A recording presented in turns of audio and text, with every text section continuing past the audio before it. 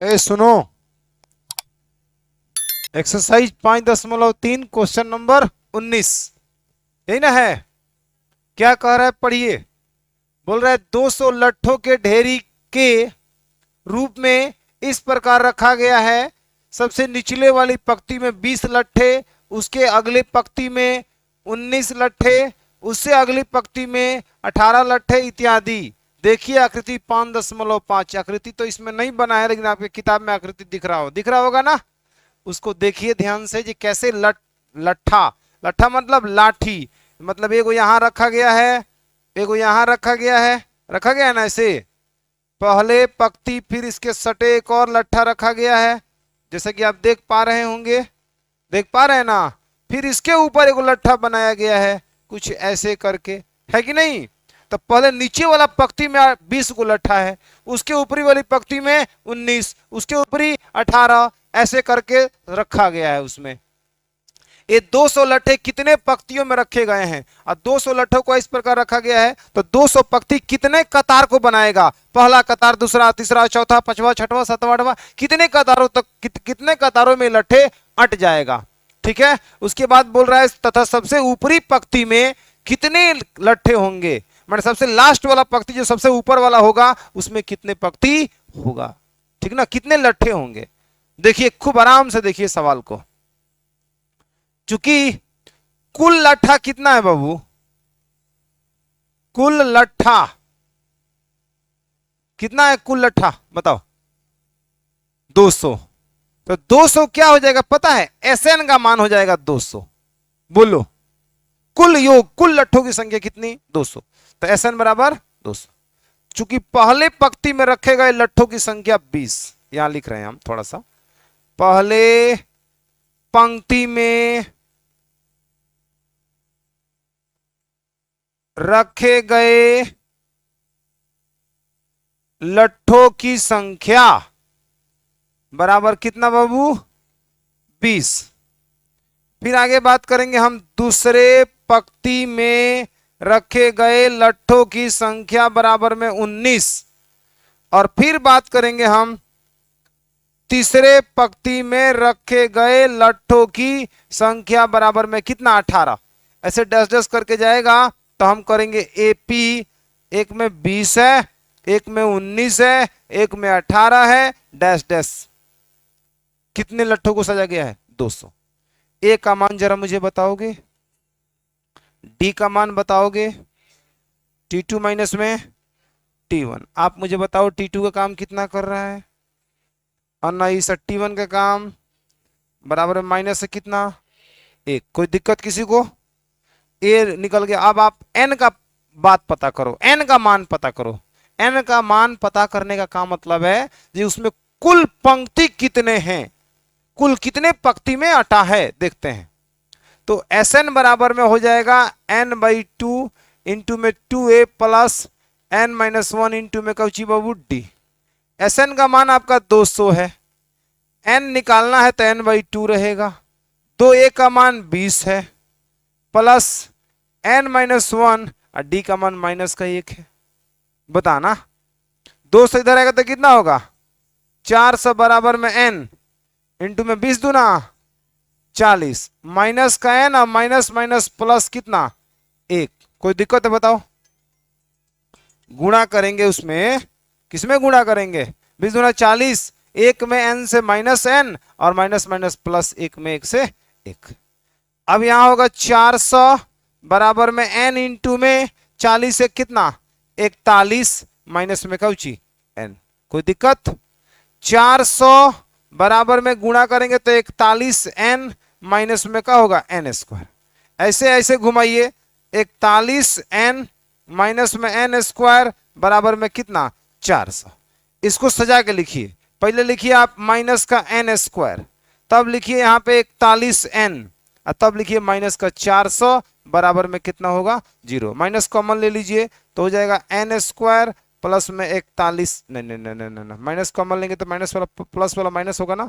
Minus का 41n और plus में कितना 400 बराबर में 0। उठाकर फेंक देंगे उधर चल जाएगा, माइनस n² माइनस में 41n प्लस में 400 और बराबर में कितना होगा 0। आ रहा है समझ में? अब आप इसका गुणनखंड करिए। कितना का गुणनखंड करना है जरा देखिए तो। एन स्क्वायर माइनस का 41n और प्लस में कितना 400। 16 और 25 41 होता है और 16 और 25 में गुणा करेंगे तो 400 हो जाएगा। या द्विघाती सूत्र लगा लीजिए, आपके ऊपर डिपेंड करता है। मैंने हमको दिख रहा है इसका गुणनखंड होगा माइनस का 16n माइनस का 25n और प्लस में कितना 400 बराबर में 0। 16 गो और 25 गो माइनस 41 हो जाएगा और 16 में 25 से गुणा करेंगे तो पक्का है कि प्लस 400 एन स्क्वायर आ जाएगा। अब आप इसको एक साथ रखिए, इसको एक साथ रखिए, इसमें से n कॉमन ले लो तो n माइनस का हो जाएगा बाबू 16। इसमें से माइनस का 25 कॉमन ले लो तो 25 से कम 25 एक छुप गया, यहाँ n रहेगा, प्लस वाला माइनस होगा। 25 में 4 समय 25 से भाग करोगे तो कितना मतलब में 16 बराबर में कितना होगा 0। अब फिर इसमें से n माइनस 16 कॉमन ले लो, n माइनस में 25 तब बच जाएगा, बताओ जी। अब बराबर में कितना 0। अब यहां जब आप n माइनस में 16 बराबर में 0 करोगे तो आपको n का मान का मिल जाएगा 16। अब फिर बाबू तुम जब n माइनस में 25 बराबर में 0 करोगे तो सर n का मान कितना मिल जाएगा 25। दोनों वैलिड है, दोनों प्लस में आया है। अब कौन सही है थोड़ा देखते हैं हम, ठीक ना। इसका जांच कैसे करेंगे, हम निकालते हैं t16, क्योंकि हम देख रहे हैं बोला है ना जो अंतिमवा पंक्ति में कितने लट्ठे होंगे। देखो यहां पे क्या बोल रहा है, तथा सबसे ऊपरी पंक्ति में कितने लट्ठे होंगे। तो हमारे पास दो कंडीशन बन गए, एक 16 गो पंक्ति, एक 25 गो पंक्ति। तो 16 सही है कि 25 सही है, इसका पता लगाने के लिए तुम 16वां पद निकालो, पता चलेगा। अंतिम पंक्ति अगर माना 16वां है तो 16वें पंक्ति में कितने लट्ठे होंगे देखते हैं। तो यहां होगा a प्लस में कितना बाबू 15d। a का मान बोलो कितना है 20 प्लस 15 और d का मान बोलो -1। सही है, यहां होगा 20 और माइनस में 15 बराबर में कितना 5। सही है।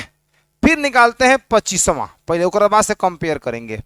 a प्लस में 24d, बोलो a का मान बोलो 20 और प्लस में 24 गुणे d का मान बोलो -1, यानी कि 20 माइनस में 24 बराबर होगा -4।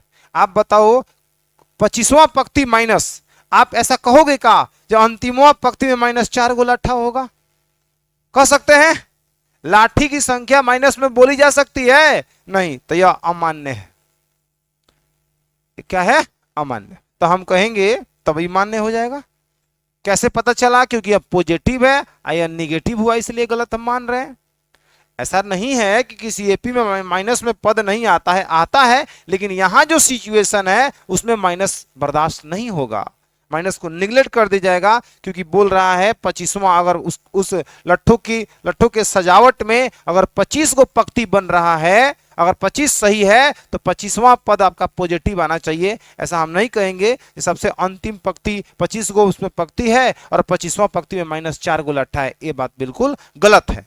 सही होगा कि यहाँ पे 16 गो पंक्ति है, 16 गो पंक्ति बना है और सबसे अंतिम पंक्ति में कितना लट्ठा है 5 गो। तो अतः यहाँ लास्ट में कह देंगे हम, अतः सजावट लट्ठों के सजावट में, ठीक ना, लट्ठों के क्या बाबू सजावट में कुल पंक्ति कितना है बाबू 16 है, तथा अंतिम पंक्ति में लट्ठों की संख्या, तथा अंतिम पंक्ति में लट्ठों की संख्या बराबर कितना है बाबू 5। ए आपका सर क्या हो गया आंसर। कोई दिक्कत है समझने में, नोट करिए।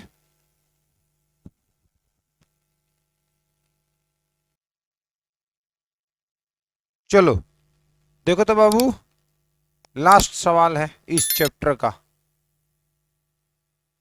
देखो क्वेश्चन का कर रहा है, पोटैटो रेस, एक आलू दौड़ में प्रारंभिक स्थान पर एक बाल्टी रखी गई है। वह चित्र भी यहां नहीं बन पाया है, लेकिन हम आपको जरूर बना के दिखाते हैं। यह एक क्या स्थिति है बता दीजिए, रोड सड़क मान लीजिए, और सर यहां बना दीजिए एक सुंदर सा बाल्टी।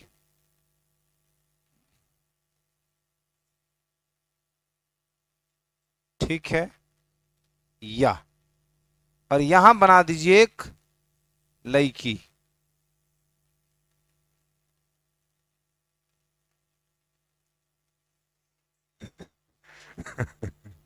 ठीक है, सुनो। सुनो, एक आलू दौड़ में प्रारंभिक स्थान पे एक बाल्टी रखी हुई है, यहां रखी हुई है, जो पहले आलू से 5 मीटर की दूरी पर है। पहला आलू से कितना मीटर की दूरी पर है भैया? 5 मीटर की दूरी पर है। आगे सुनना, तथा अन्य आलूओं को एक सीधी रेखा में परस्पर 3 मीटर की दूरियों पर रखा गया है। इसके बाद जितने भी आलू रखे गए हैं वो सब परस्पर कितने मीटर की दूरी पर रखा गया है? 3 मीटर, सब 3 मीटर। यहां से जो दूरी मापिएगा यहाँ पे तो 3 मीटर हो जाएगा, फिर यहां से यहां तक आइएगा तो कितना मीटर हो जाएगा? 3 मीटर हो जाएगा। आ रहा है समझ में? कहानी समझिए। क्या मतलब यहाँ कहा जा रहा है? तो एक आलू यहां रखा गया है जो कि कितना मीटर? 3 मीटर की दूरी पर। फिर यहां से एक और आलू रखा जाएगा यहाँ पे कितना मीटर की दूरी पर? 3 मीटर की दूरी पर। ऐसे करके रखा गया है। अब देखो, ठीक ना, रखा गया है। इस रेखा पर 10 आलू रखे गए हैं। बाल्टी से पहला आलू के बीच की दूरी कितना है? 5 मीटर। उसके बाद से 3-3 मीटर की दूरी पर 10 गो आलू रखा गया कुल मिला के, इसको भी मिलाकर 10 आलू इसमें रखा गया है। ठीक है, अब देखिए आकृति 5.6 बनाइए, दी हम आकृति उसके जैसा, ठीक ना।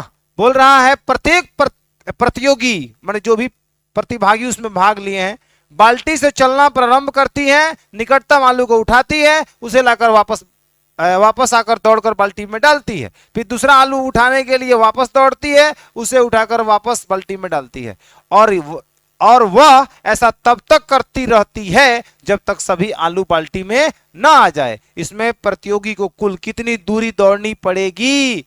हाई जो दिया है कंडीशन ही समझाया है, इसको आप इग्नोर करिए, ठीक ना। आप इसको कहिए इसको हम नहीं जानता, किताब में दिया है, अपना सोच थोड़ा बहुत प्रस्तुत किया है उसने। खैर, आपको निकालना है ये पूरे आलू को रखने में कितना दूरी तय करना पड़ेगा। ठीक है, आ रहा है समझ में? तो कुछ नहीं करिए, सीधे करिए, आप सब समझ रहे हैं। यहां लिखिए, चूंकि पहले आलू को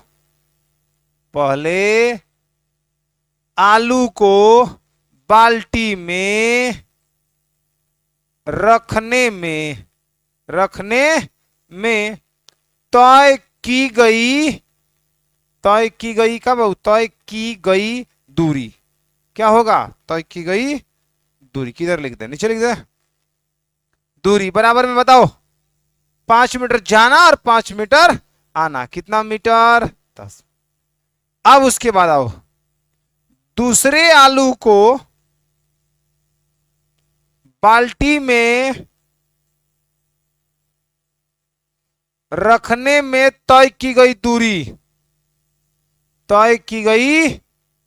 दूरी बताओगे कोई?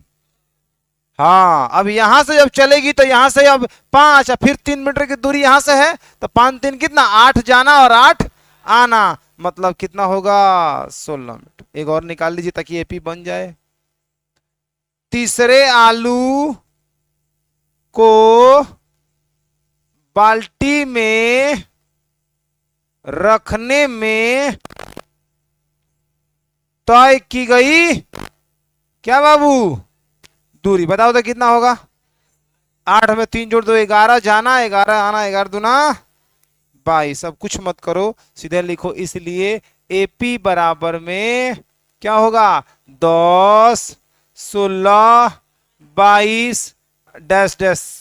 समझ में आ रहा है? कौ गो आलू है? 10। तो ए का मान हो जाएगा आपका 10 यहां पे है। डी का मान कितना है? T2 माइनस में T1। और यहां कितना होगा? 16 माइनस 10 बराबर कितना? 6। आलूओं की संख्या कितनी है बाबू? 10। 10 बार आना जाना है, बात खत्म। क्लियर है?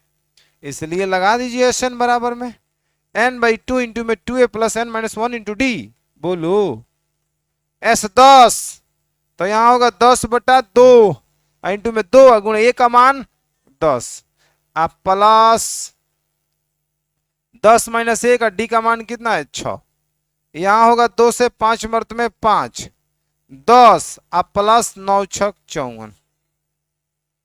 अच्छा 20 होगा, 10 दूना 20। कोई दिक्कत है जी? 5 गुणे 54 और 20 कितना हो जाएगा बताओ? 74। 74 का मतलब 5 चौका 20, 7 चौका 7 चौका 30, 5 चौका 20, 7 चौका 30 है।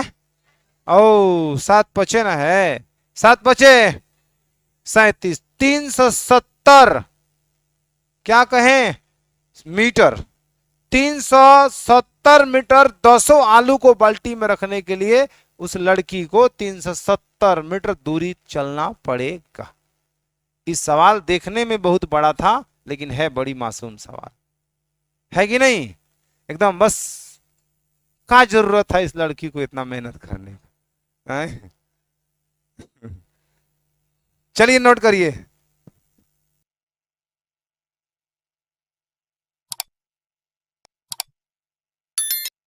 नोट कर लिया? तो इस तरह से आपका चैप्टर का हो चुका है। पूरा 5 चैप्टर हम लोगों ने समाप्त कर दिया है। 5.1, 5.2, 5.3। अब हम नेक्स्ट मंडे से चालू कर देंगे छठा चैप्टर, जिसका नाम रहेगा सर क्या? त्रिभुज। और यह इस पूरे किताब का एक महत्वपूर्ण चैप्टर होगा। और आपको बता दें कि ज्यामिति के अंतर्गत आता है त्रिभुज। किसके अंतर्गत आता है? ज्योमेट्री। या ज्योमेट्री का सिलेबस है एग्जाम में 20 अंक का, ठीक ना? तो अभी ज्यामिति में और भी चीजें हैं। 10वां चैप्टर भी ज्यामिति के अंतर्गत ही आएगा, 11 भी ज्यामिति के अंतर्गत आएगा, ठीक ना? तो 6, 10 और कौची 11, 12 लिख दिए हैं, 11 जिसको रचना कहते हैं कंस्ट्रक्शन, और 10 वृत्त है, और 12 से आपका मेंसुरेशन चालू हो जाएगा, ठीक है? तो छठा चैप्टर पढ़ने के बाद एगो रह जाएगा 7। 8वां तो आपको पढ़ाई दिए हैं, 9वां चैप्टर पढ़ाई दिए हैं। 10, 11, 12, 13, 14, 15 सेवा समाप्त। समझ में आ रहा है? तो छठा चैप्टर में अब जो समय लगे उसके बाद समय नहीं लगेगा। जिस दिन ही खत्म होगा उस दिन बहुत जल्दी सब हम लोग खत्म कर लेंगे, ठीक है? तो सोमवार से हम लोग त्रिभुज। कल आपका टेस्ट होगा सुबह 6 बजे से, ठीक है? सब्जेक्टिव और ऑब्जेक्टिव। सब्जेक्टिव में आपको आपके लिए सामने क्वेश्चन रहेगा कितना? 10, और 10 दो अंक का, 10 दूना 20, और ऑब्जेक्टिव में आपका 50 जो होता है हमेशा की तरह वो होते रहेगा। कोई दिक्कत? आज इतना ही रहने दीजिए।